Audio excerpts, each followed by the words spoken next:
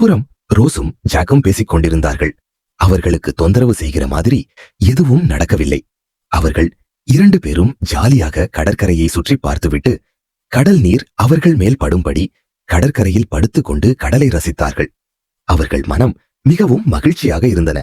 அப்புறம் அழகான மரங்கள் நிறைந்த இடத்திற்கு ஜாக் ரோஸை அழைத்து சென்றான்.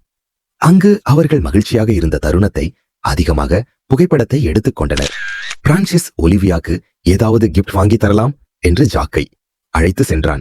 கடையில் போய் பார்த்து ஒரு நல்ல அழகான பேக் வாங்கினான். பேக் விலை 250. ஆனால் அவன் கொடுத்தது 500 ரூபாய். கடை வியாபாரி என்கிட்ட சில்லறை இல்லை என்று கூறினார். டூர் பஸ் கிளம்ப தயாராக இருந்தது.